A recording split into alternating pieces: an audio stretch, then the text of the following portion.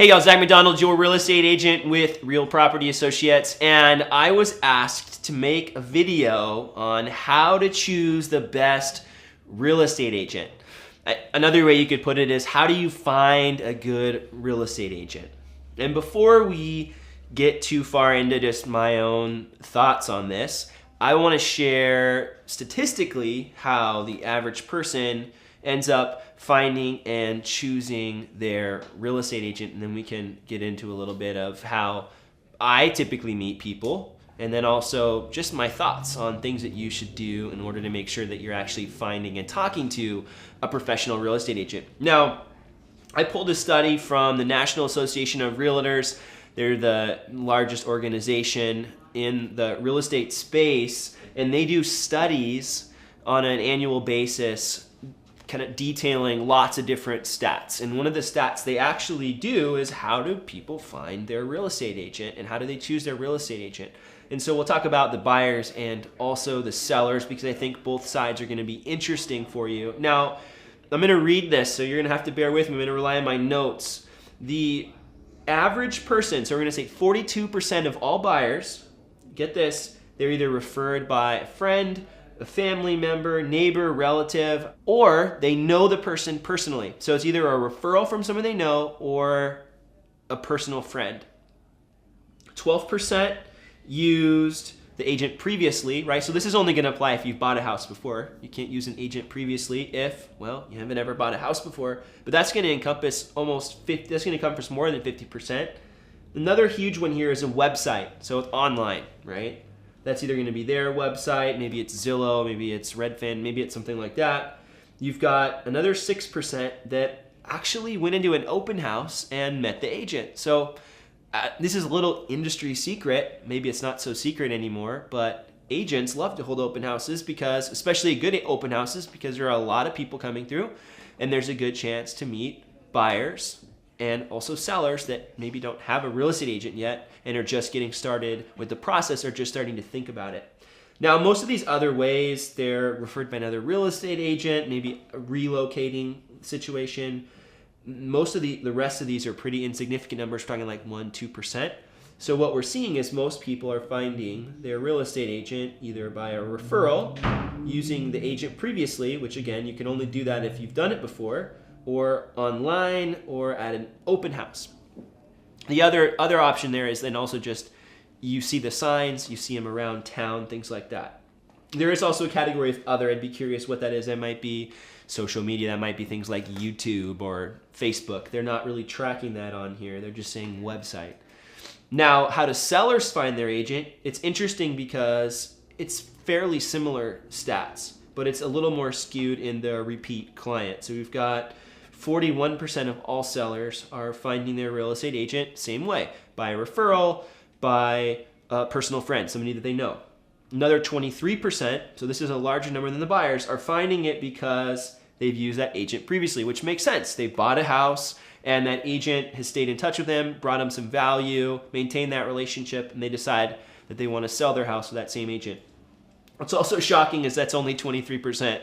So if you bought a house with an agent, only 23% of people are actually going to reuse that agent to sell their house. The other 77% are going to use somebody else. So that means their agent either didn't do a good job or didn't keep in touch.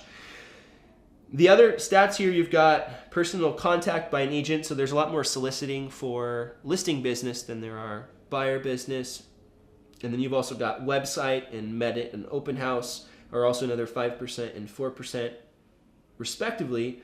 But the general trend here is people typically will work with somebody that they know, or somebody that has been referred to them from somebody that they know.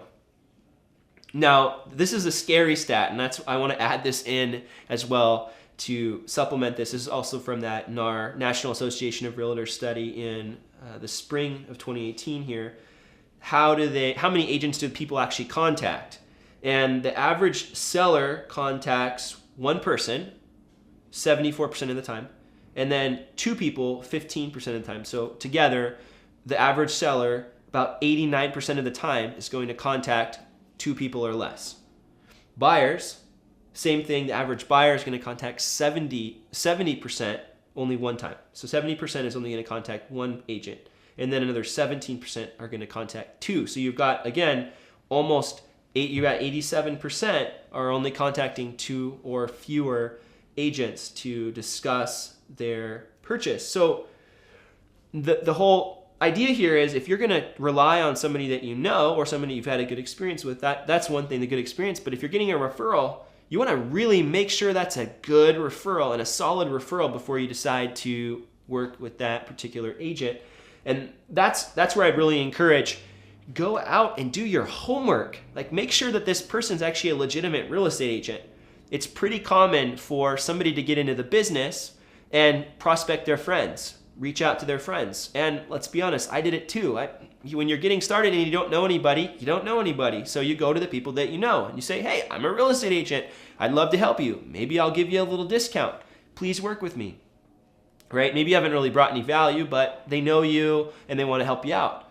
Well, if that's your experience, you might not really be working with somebody who's good at their job.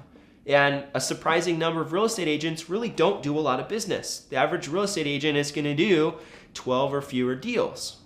That's not a lot of sales in a year. So their experience level, maybe they've been in the business for 10 years, really isn't that high, especially if they're performing on those averages as they get started.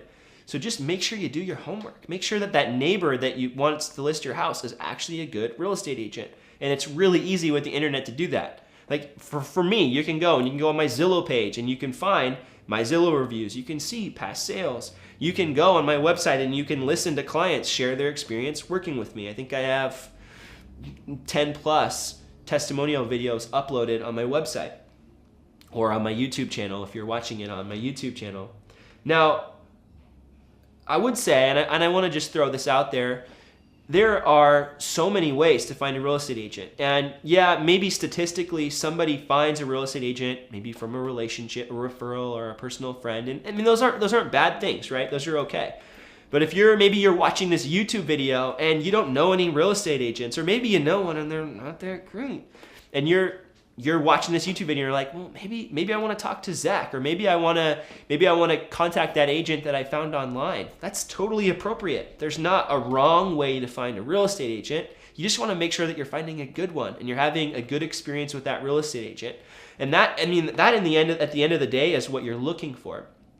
So if you're watching this, please don't just toss maybe that real estate agent that you really want to work with in the trash bin because they weren't a referral from a friend, because maybe that referral from a friend isn't even that good. Or if you got a referral from a friend, check them out. Look into them. Are they any good? And then maybe cross-reference them with that other professional that you're considering so that you can make the best choice.